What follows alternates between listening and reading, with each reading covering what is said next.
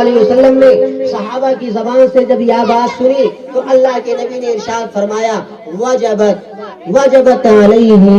پھر اچانک دوسرا ایک جنازہ اللہ کے نبی صلی اللہ علیہ وسلم ابھی تشریف فرما تھے, صحابہ موجود تھے, دوسرا ایک جنازہ ادھر سے گزرا, چند لوگ ایک جنازہ لے کر ادھر سے گزرے, صحابہ نے تبصرہ شروع کیا. حدیث کے اندر آتا ہے فَثَنُوا عَلَيْهِ خَيْرًا فَثَنُوا عَلَيْهِ شَرًّا کہ صحابہ نے اس جنازے کا برائی کے ساتھ ذکر کیا کہ اچھا ہوا بڑا ظالم تھا, اچھا ہوا بڑا پڑوسیوں کو تکلیف دیتا تھا, اچھا ہوا ماں باپ کی قدر نہ کرتا تھا, اچھا ہوا چھوٹے بڑے کا خیال نہیں کرتا تھا, اچھا ہوا آج دنیا سے چلا گیا, کم سے کم اس زمین سے ایک گوشت تو ختم ہو گیا. صحابہ کرام نے جب برائی کیا, اللہ کے نبی صلی اللہ علیہ وسلم نے فرمایا کہ وجبت علیہ. حضرت فاروق رضی اللہ تعالیٰ عنہ وہاں موجود تھے, انہوں نے کہا یا رسول اللہ کیا وجبت, کیا واجب ہو گئی؟ اللہ کے نبی نے فرمایا کہ سنو, جس کی تعریف تم لوگوں نے کیا, جس جنازے کی اچھائی بیان کیا اور جس جنازے کے بارے میں خیر کا ذکر کیا, وجبت علیہ الجنہ. اللہ کے نبی نے ضمانت دیا کہ اس آدمی کے اوپر جنت واجب ہو گئی. اور جس کی تم لوگوں نے برائی کیا اور کہا یہ زمین پر دھرتی پر بوجھ تھا, اللہ کے نبی نے کہا وجبت علیہ النار, اس پر جہنم واجب ہو گئی. اللہ کے نبی نے یہ ضمانت دیا. پتہ یہ چلا کہ ہمارے معاشرے میں جو لوگ رہتے ہیں, جو افراد رہتے ہیں, اگر ان کا اچھائی سے تذکرہ کیا جائے تو نوٹ کر لو وہ جنتی لوگ ہیں. ہمارے معاشرے میں جو لوگ رہتے ہیں ان کا تذکرہ برائی کے ساتھ کیا جائے تو سمجھ لو کہ وہ لوگ جہنمی ہیں. حدیث پاک کے اندر آتا ہے, غور سے سنو میری ماں اور بہنوں, ایک صحابی کھڑے ہوئے, کہ اللہ کے رسول صلی اللہ علیہ وسلم ہمارے خاندان قبیلے میں, ہمارے بستی میں, ہمارے محلے میں ایک عورت ہے, ایک عورت ہے. کہا کیا ہوا؟ کہا ان امراتن, اللہ کے رسول صلی اللہ علیہ وسلم ایک عورت ہے, تقوم الصلاۃ وتصوم رمضان.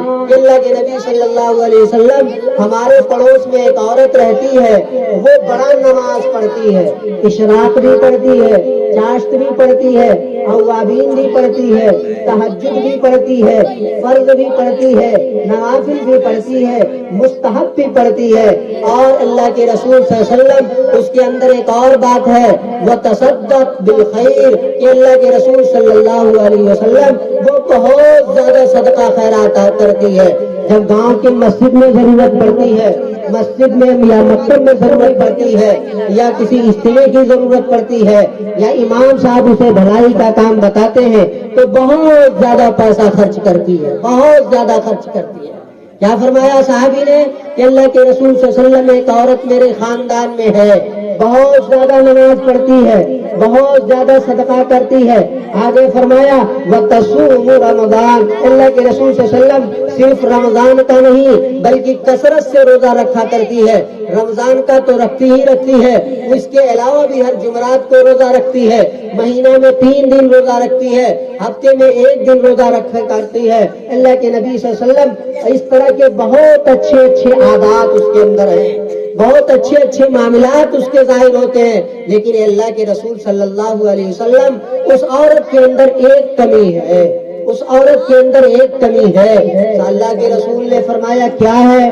صحابی نے عرض کیا اللہ کے رسول صلی اللہ علیہ وسلم تو بھی جیرانیہا بلسانیہا, کہ اللہ کے رسول صلی اللہ علیہ وسلم وہ عورت اپنے زبان سے اپنے پڑوسیوں کو تکلیف پہنچاتی ہے, اپنے زبان سے اپنے گھر والوں کو تکلیف پہنچاتی ہے, اپنے محلے والے کو آؤٹ بوٹ کرتی ہے, اپنے محلے کے لوگوں کو پریشان کرتی ہے. اللہ کے نبی صلی اللہ علیہ وسلم نے یہ تمام اچھائیاں ہونے کے باوجود کہ نمازی 1 نمبر کی ہے, عبادت گزار 1 نمبر کی ہے, روزے دار 1 نمبر کی ہے, صدقہ خیرات کرنے والی 1 نمبر کی ہے, لیکن پیارے آقا صلی اللہ علیہ وسلم نے فرمایا صحابہ سے کہ ہوا فی النار, وہ عورت جہنمی ہے, وہ عورت جہنمی ہے. فرمایا اللہ کے پیارے حبیب صلی اللہ علیہ وسلم نے کہ اللہ کے رسول صلی اللہ علیہ وسلم ہمارے پڑوس میں بھی ایک عورت ہے. اللہ کے رسول نے عرض کیا کیا ہوا؟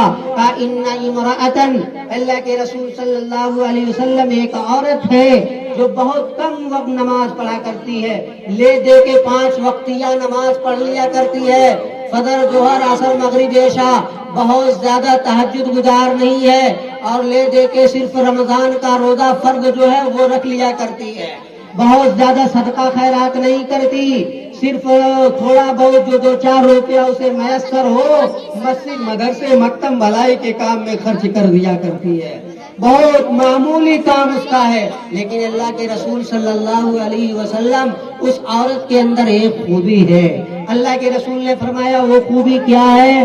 فرمایا وہ خوبی وہ ہے کہ وہ اپنے کسی پڑوسی کو اپنے زبان سے تکلیف نہیں پہنچاتی، وہ اپنے کسی ساتھ رہنے والے کو تکلیف نہیں پہنچاتی۔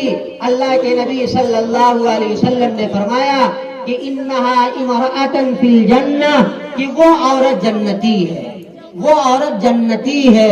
اللہ کے نبی نے فرمایا ہم اور آپ اسلام والے ہیں، ہم اور آپ قرآن والے ہیں، ہم اور آپ نبی کے ماننے والے ہیں، ہم اور آپ مسلمان ہیں، تو مسلمانوں پہچانو مسلمان کہاں کسے جاتا ہے، ہر ایک چیز کی ایک تعریف ہوتی ہے، ہر چیز کی ایک پہچان ہوتی ہے۔ ایک صحابی کھڑے ہوئے، عرض کیا یا رسول اللہ مسلمان کسے کہتے ہیں؟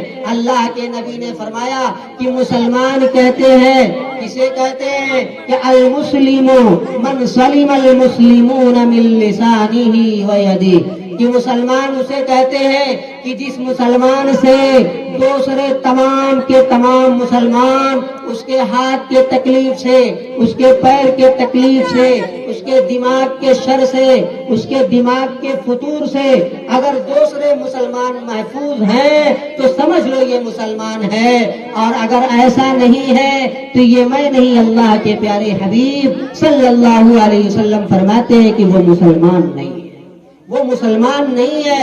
اے مسلمانوں اپنے گریبان میں جھانکو، اپنے گریبان میں جھانکو، اپنا محاسبہ کرو کہ نبی اکرم صلی اللہ علیہ وسلم نے مسلمان کو جو وطیرہ دیا تھا، اللہ کی جو آپ کو معرفت بتائی تھی، وہ وطیرہ، وہ معرفت، وہ نبی کریم صلی اللہ علیہ وسلم کی سنت ہمارے زندگیوں کے اندر ہے یا نہیں؟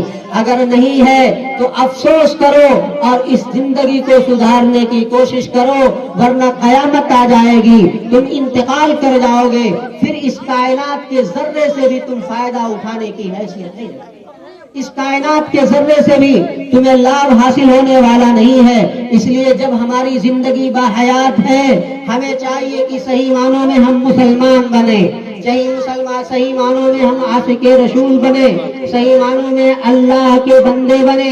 اللہ کے پیارے حبیب صلی اللہ علیہ وسلم نے فرمایا کہ المسلم اخو المسلم، کہ ایک مسلمان کا بھائی ہے، ایک مسلمان کا بھائی ہے، اور بھائی کا وطیرہ کیا ہے، بھائی کا طریقہ کیا ہے؟ فرمایا رسول اکرم صلی اللہ علیہ وسلم نے کہ بھائی کا طریقہ یہ ہے، مسلمان کا فریضہ یہ ہے کہ لا یظلمہ ولا یخذلہ ولا یحقرہ۔ فرمایا پیارے آقا صلی اللہ علیہ وسلم نے کہ ایک مسلمان کا بھائی ہے، لہذا کوئی مسلمان کسی مسلمان پر ظلم نہ کرے، کوئی مسلمان کسی مسلمان کے خلاف پنجہ آزمائی نہ کرے، اپنے طاقت کا اظہار نہ کرے، یہ نہ باور کرائے کہ سماج میں میں حیثیت والا ہوں، سماج میں میں طاقت والا ہوں، سماج میں میں پہنچ والے والا ہوں۔ اللہ نے دولت سے نوازا ہے تو نہ اس دولت کے غرور میں اور اس دولت کے نشے میں مسلمان کا شیوا یہ نہیں ہے کہ وہ اپنی حقیقت کو بھلا بیٹھے۔ فرمایا اللہ کے پیارے حبیب صلی اللہ علیہ وسلم نے کہ مسلمان کا یہ وطیرہ نہیں ہو سکتا کہ وہ اپنے کسی مسلمان بھائی پر ظلم کرے۔ آگے فرمایا سرکار دو عالم صلی اللہ علیہ وسلم نے ولا یخذلہ، اور کوئی مسلمان کسی مسلمان کو دھوکہ نہ دے، کوئی مسلمان کسی مسلمان کو دھوکہ نہ دے، شوہر بیوی کو دھوکہ نہ دے، بیوی شوہر کو دھوکہ نہ دے، بھائی کو دھوکہ نہ دے، پڑوسی کو دھوکہ نہ دے۔ اللہ کے نبی نے فرمایا کہ یہ مسلمان کا طریقہ نہیں ہے، یہ مسلمان کی پہچان نہیں ہے کہ وہ مسلمان کو دھوکہ دے۔ آگے فرمایا اللہ کے پیارے حبیب صلی اللہ علیہ وسلم نے ولا یحقرہ، اور کوئی مسلمان کسی مسلمان کو حقیر نہ جانے۔ آج ہمارا حال یہ ہے کہ جب تک ہم اپنے پڑوس میں رہنے والے کو اگر اللہ نے طاقت دیا ہے تو تب تک ظلم نہ کر لیں، جب تک انہیں نقصان نہ پہنچا لیں، جب تک انہیں تکلیف نہ پہنچا لیں، جب تک انہیں کمزور ثابت نہ کر دیں، لگتا ہے ہمارے پیٹ کا کھانا ہی ہضم نہ ہو۔ آج مائیں اولاد سے پریشان، آج بیویاں شوہر سے پریشان ہے، آج باپ بیٹے سے پریشان ہے، ہر ایک شکوہ کر رہا ہے کہ مولانا صاحب کوئی ایسی تعویذ بنا دیجئے۔ آج اولاد کہاں نہیں مانتی، مولانا صاحب کوئی ایسی تدبیر اور وظیفہ بتا دیجئے۔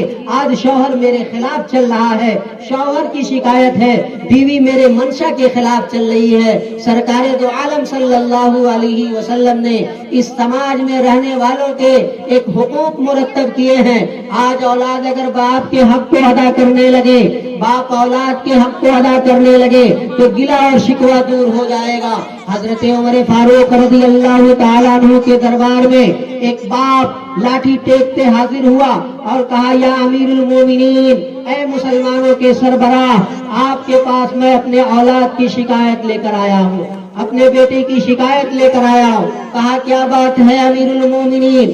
امیر المومنین نے جب کہا کیا بات ہے، باپ نے شکایت کیا کہ میری اولاد، میرا بیٹا جو ہے وہ میرے بس میں نہیں ہے، میری بات نہیں مانتا، اس کے سامان پر مجھے حق حاصل نہیں ہے، وہ مجھے اجرت کے طور پر کوئی معمولی چیز دیتا ہے، وہ مجھے صحیح کھانا نہیں دیتا، وہ میری صحیح قدر نہیں کرتا۔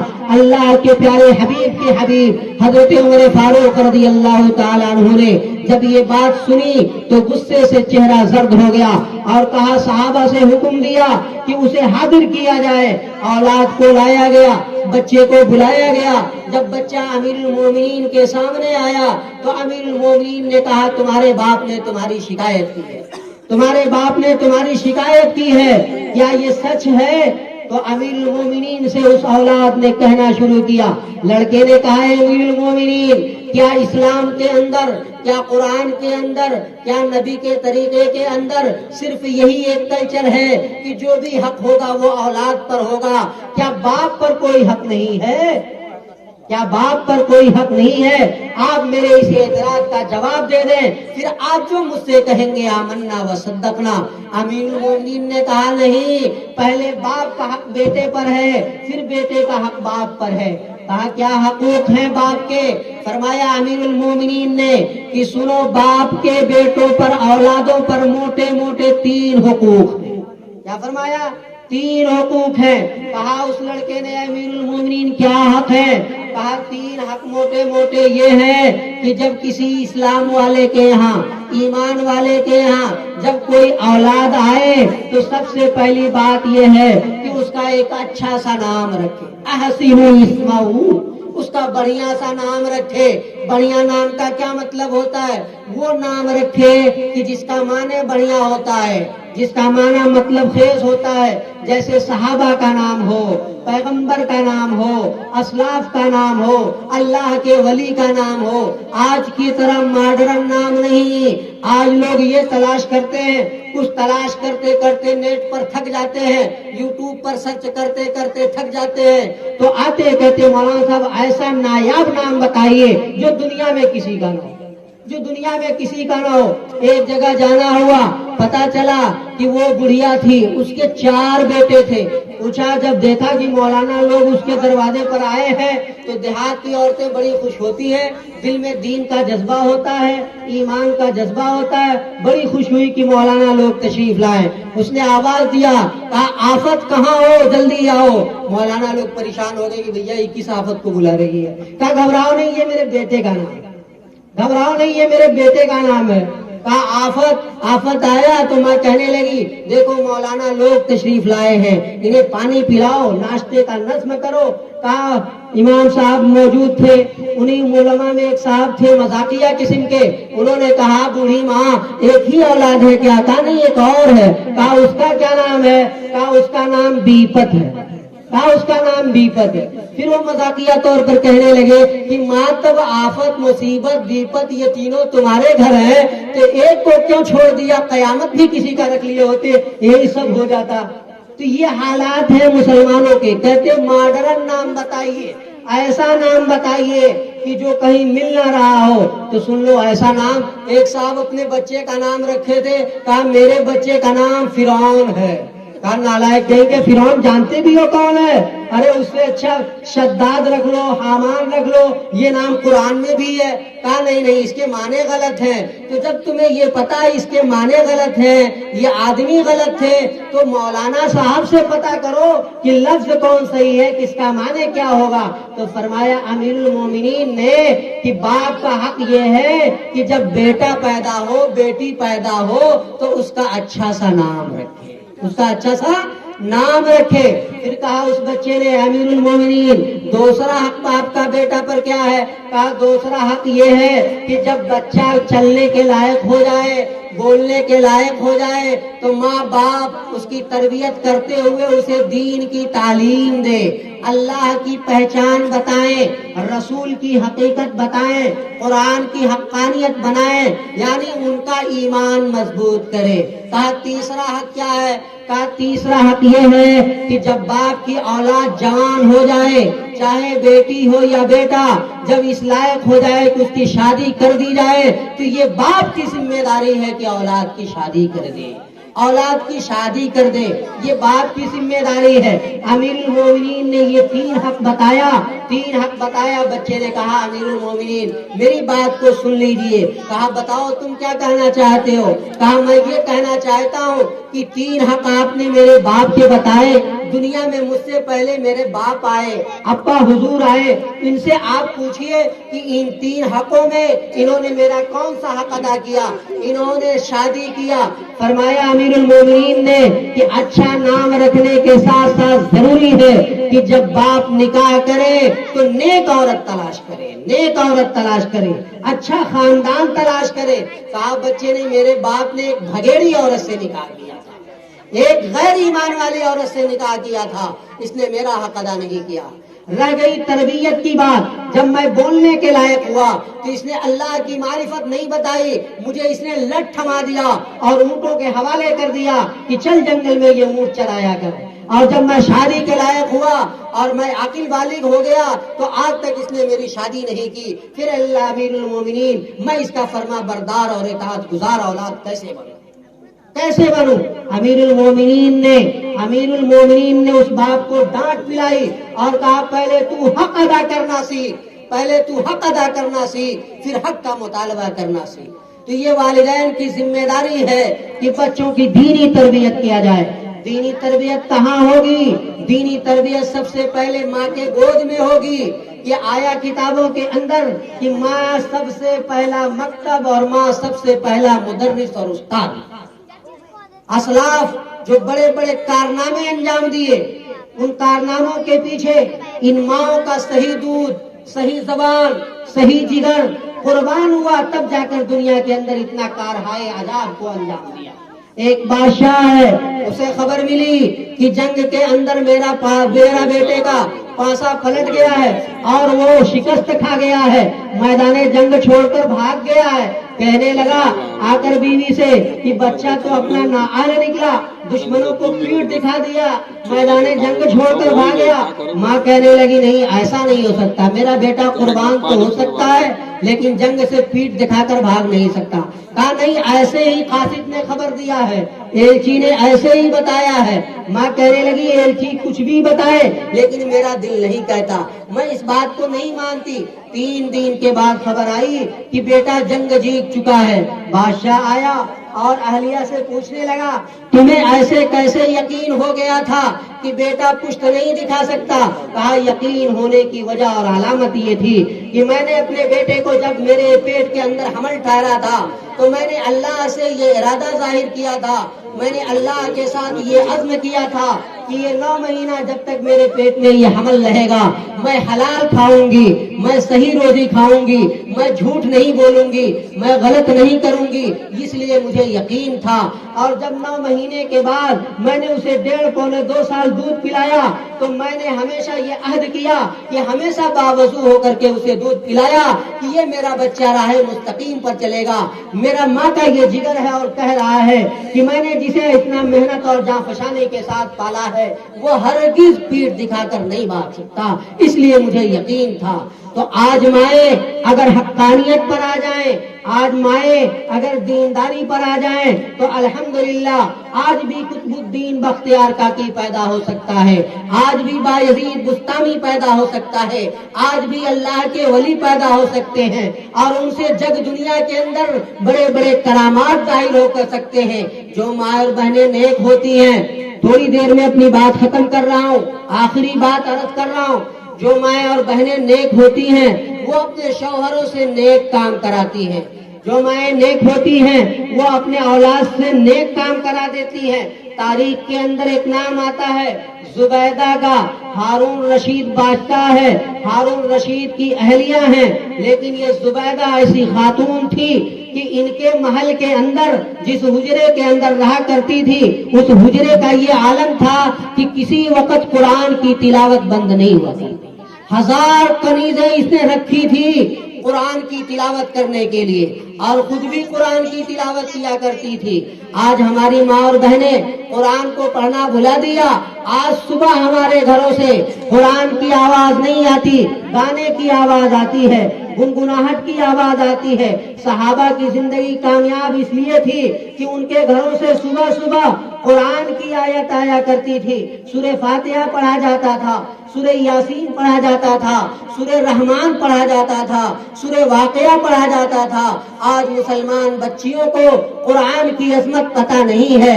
قرآن تو وہ ہے جسے صحابہ سیکھنے کے لیے پاگل ہو جایا کرتے تھے۔ آج ہم مسلمانوں کو قرآن کی طرف کوئی رغبت نہیں ہے، دین کی طرف کوئی رغبت نہیں ہے، مسجد سے کوئی تعلق نہیں ہے، ایمان کی کوئی قدر نہیں ہے۔ خدا کی قسم اس دنیا کے اندر اگر کوئی سب سے قیمتی چیز ہے مسلمانوں تمہارے پاس تو وہ تمہارا ایمان ہے۔ اس کے بعد اگر اللہ کا صحیفہ تمہارے یہاں موجود ہے تو وہ قرآن ہے۔ اپنے مسائل کو قرآن سے حل کرو۔ تو وہ زبیدہ جس کے گھر میں 1000 عورتیں قرآن پڑھنے کے لیے، قرآن کی تلاوت کرنے کے لیے رکھی ہوئی تھی اجرت پر، انہیں معقول تنخواہ دیا جاتا تھا کہ اس گھر کے اندر سے ہمیشہ قرآن کی آواز آتی رہے۔ وہ زبیدہ نیک تھی، اپنے شوہر سے نیک کلام کرانا چاہتی تھی، ملکہ تھی، وقت کی بادشاہ کی بیوی تھی۔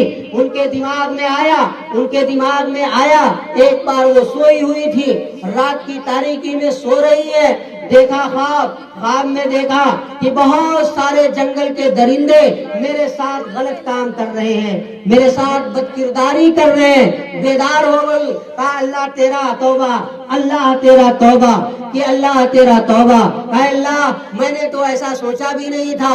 اس وقت کے اللہ کے ولی بہلول دانا کے پاس گئی، بہلول دانا سے اپنے اس حادثے کو ذکر کیا کہ بہلول میں تو اللہ کی اطاعت کرتی ہوں، اللہ کی عبادت کرتی ہوں، ہمیشہ قرآن پڑھا کرتی ہوں، پھر میں نے آج خواب دیکھا، اب یہ خواب رحمانی تھا یا یہ خواب شیطانی تھا مجھے اس کی حقیقت پتہ نہیں، آپ اللہ والے ہو بتاؤ۔ میں نے خواب دیکھا کہ انسان نہیں، جنگل کے درندے میرے ساتھ فحشکاری کر رہے ہیں، جنگل کے درندے میرے ساتھ بدکاری کر رہے ہیں۔ زبیدہ نے جب یہ کہا تو بہلول دانا نے کہا ارے بیوقوف عورت، درندے سے مطلب یہ نہیں ہے کہ تم عورت غلط ہو، تم عورت فاحشہ ہو، ارے مطلب یہ ہے کہ اللہ جل شانہ تمہیں اس دنیا کے اندر کوئی تم سے بہت بڑا کام لے گا، کوئی بہت بڑا کام لے گا جس کو بڑا سا بڑا جری بھی نہیں کر سکتا۔ آتا ہے تاریخ کے اندر کہ عرب ملک کے اندر اگر کسی چیز کی قلت اور پریشانی ہے تو وہ پانی کا مسئلہ ہے۔ زبیدہ نے مکہ سے لے کر مدینہ تک، طائف تک اپنے ذاتی رقم سے نالا نہر بنایا، ایسا نہر بنایا کہ اس پہ اربوں خربوں بادشاہی رقم کو خرچ کر ڈالا، سارے عربستان کے لوگ اس پانی سے سیراب ہوتے رہے۔ یہ کام اللہ نے زبیدہ سے لیا۔ اس زبیدہ کا جب انتقال ہوا تو آپ کو تعجب ہوگا، حیرت ہوگی. زبیدہ کی ایک سہیلی نے خواب دیکھا، اور خواب کیا دیکھا؟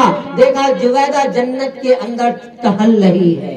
زبیدہ جنت کے اندر ٹہل رہی ہے. کہا زبیدہ تمہارا تو معاملہ بڑا آسانی سے حل ہو گیا ہوگا، تم نے اتنا بڑا کام کیا، تم اتنی بڑی عبادت گزار تھی، تمہارے گھر میں ہمیشہ قرآن پڑھا جاتا تھا، تمہیں تو اللہ نے معاف کر دیا ہوگا. زبیدہ نے کہا ارے سخی ایسا نہیں ہے، میں تو پھنس گئی تھی، میں تو مغفرت کو ترس رہی تھی، مجھے تو لگ رہا تھا اب تک میرے لیے جہنم کا فیصلہ ہو جائے گا.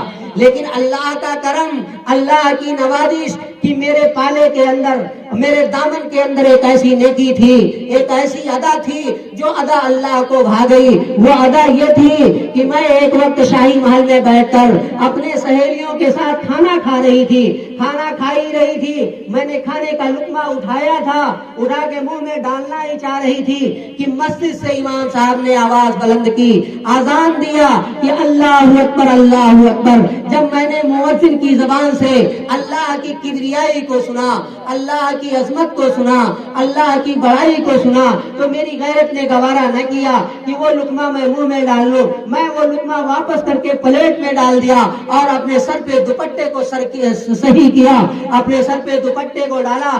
اللہ جل شانہ نے کہا کہ زبیدہ تمہارا یہ عمل مجھے اتنا پسند آیا کہ اس عمل کے نتیجے میں میں نے تیرے سارے گناہوں کو معاف کر دیا اور تیرے لیے جنت میں داخلہ کر دیا، تیرے لیے جنت کا فیصلہ کر دیا. تو اللہ کے نبی نے فرمایا وَلَا يُحْقِرَنَّ شَيْئًا کہ یہ مسلمان کا وتیرہ اور طریقہ نہیں ہے کہ وہ کسی چیز کو معمولی سمجھے. میری ماں اور بہنوں، آج سے تہیا کرو کہ ہم اپنے اولاد کو ایماندار بنائیں گے، ہم اپنے گھر کے ماحول کو دینی ماحول بنائیں گے، ہم اپنے شوہر کو نماز پر اصرار کریں گے اور اپنے گھر کے ماحول کو جنت کا ماحول بنائیں گے. آج ہر گھر کا حال یہ ہے کہ ایک گھر کے اندر ایک چھت کے نیچے جتنے افراد ہیں اس سے زیادہ اختلاف ہیں. باپ بیٹے سے نہیں بولتا، شوہر بیوی سے نہیں بولتا، اور بیوی شوہر سے نہیں بولتی، ساس بہو سے نہیں بولتی، بہو ساس سے نہیں بولتی، بیٹی ماں سے نہیں بولتی، ماں بیٹی سے نہیں بولتی. یہ ایمان اور اسلام کا کلچر نہیں ہے، یہ قرآن کا سبق نہیں ہے، یہ نبی کا پیغام نہیں تھا. ہونا تو یہ چاہیے تھا کہ جس گھر میں بہو ہو اور نند ہو، نند کو یہ شوق ہونا چاہیے کہ یہ میری بھابھی ہے، میرے بہن کے درجے میں ہے، آج یہ سو رہی ہے، بھیا گھر پہ موجود ہے. ہونا یہ چاہیے کہ اٹھ کر کے یہ سوچے آج میں سب سے پہلے اٹھ کے کھانا تیار کر دیتی ہوں، اللہ مجھے اجر بھی دے گا اور میرے بھیا بھابھی کو پریشانی اور دقت بھی نہ ہوگی. بہو یہ سوچے کہ یہ میری نند ہے، یہ کچھ دن کی مہمان ہے، اس کا شادی بیاہ ہوگا، یہ اپنے گھر چلی جائے گی، معلوم نہیں اس کا گھر کیسا ملے گا، یہ میرے چھوٹے بہن کی مانند ہے، لاؤ اس سے پہلے اٹھ کر کے گھر میں جھاڑو لگا دیتی ہوں، میں گھر کا کھانا تیار کر دیتی ہوں. اور تیار کرتے وقت یہ نیت کر لو کہ یہ رسول کی سنت ہے، رسول کی بیوی عائشہ نے بنایا، رسول کی بیوی خدیجہ نے بنایا، رسول کی بیٹی فاطمہ نے بنایا. یہ سمجھ کر کے جو ماں بہنیں کھانا تیار کریں گی اس میں دو فائدہ ہوگا، گھر کا ماحول بھی درست ہو جائے گا اور سنت پہ عمل کرنے کا ثواب بھی مل جائے گا، سنت پہ عمل کرنے کا ثواب بھی مل جائے گا. اس لیے میری ماں اور بہنوں، یہ چند باتیں جو دماغ کے اندر تھی میں نے عرض کر دیا. اللہ جل شانہ ہمیں اور آپ کو کہنے سننے سے زیادہ عمل کی توفیق عطا فرمائے.